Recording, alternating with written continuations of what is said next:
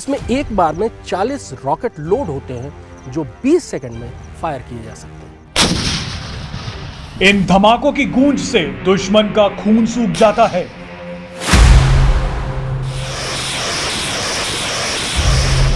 भारतीय सेना की यह ताकत कमजोर दिल वाले बिल्कुल ना देखें। आज हम आपको भारतीय सेना का तोपखाना बेहद करीब से दिखाएंगे।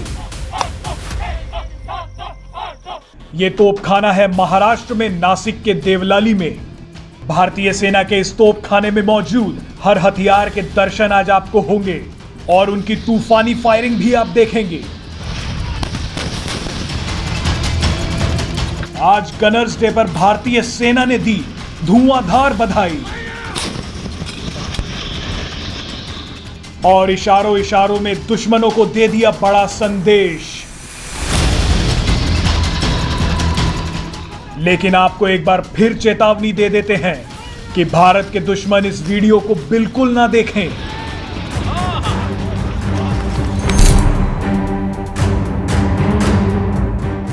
भारतीय सेना मुख्यतः 3 तरह के multi barrel rocket launchers fire करती है, ग्रैड, पिनाका और स्मर्श। ग्रैड और स्मर्श रूस से खरीदे गए हैं, लेकिन पिनाका को भारत में ही बनाया गया है। मल्टी बैरल रॉकेट लॉन्चर की खासियत ये होती है कि ये दूरी से बहुत तेज फायरिंग करके, बहुत तेज गोलाबारी से दुश्मन को दबा देता है। ये ग्रैड सिस्टम है जो रूस से खरीदा गया है। 20 किलोमीटर से लेकर 40 किलोमीटर तक इसकी रेंज होती है। इसमें एक बार में 40 रॉकेट लोड होते हैं जो 20 सेकंड में फायर किए जा सकते हैं। 105 मिलीमीटर की ये इंडियन फील्ड गन भारतीय तोपखाने में सबसे हल्की तोप है। वजन लगभग 3.5 टन के आसपास है। रेंज 17 किलोमीटर है, लेकिन डायरेक्ट फायर में इसकी रेंज तकरीबन 1 किलोमीटर होती है।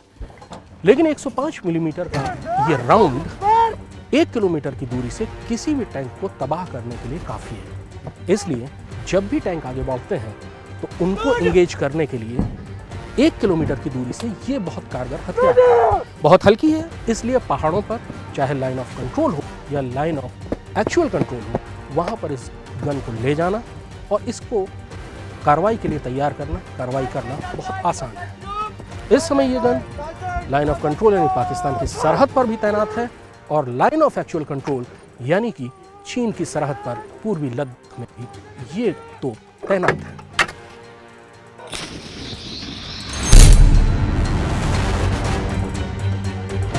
अब हम आपको दिखाते हैं भारतीय तोपखाने की सबसे नई, सबसे असरदार, सबसे कारगर तोप। यह है M777 ultra light howitzer. Ultra light इसलिए क्योंकि इसका वजन केवल 4.5 टन है और इसलिए इसको हेलीकॉप्टर्स से जहां चाहे वहां बहुत कम वक्त में ले जाया जा सकता है, इसको तैनात किया जा सकता है। 155 मिलीमीटर का कैलिबर है, यानी वही कैलिबर जो बोफोर्स का होता है। राउंड 30 से 35 किलोमीटर तक जाता है और तबाही जबरदस्त।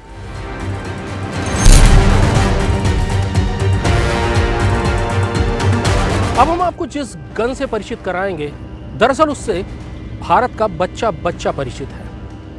यह है बोफोर्स, जिसे इस देश ने पहली बार 1999 में करगिल की लड़ाई में अपने घर के ड्राइंग रूम में टेलीविजन पर दुश्मन पर आग बरसाते देखा।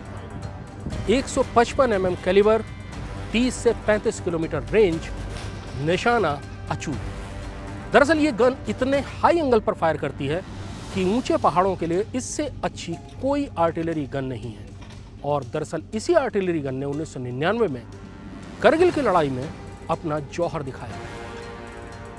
ऑटोमेटिक है, शूट एंड स्कूट, यानी एक बार फायर करने के बाद ये अपनी जगह बदल देती है, जिससे दुश्मन को गन लोकेटिंग रडार जो दुश्मन के होते हैं वो इसको लोकेट नहीं कर पाते और जवाबी फायर दुश्मन की तरफ से नहीं आ पाता। भारतीय सेना के तोपखाने में 105 mm, 122 mm, 130 mm और 155 mm की तोपें हैं। हाल के दिनों में 155 mm की वज्र और M777 अल्ट्रा लाइट हॉविट्जर तोपखाने में शामिल की गई है। इससे पहले 155 mm की गन केवल बोफोर्स होती थी।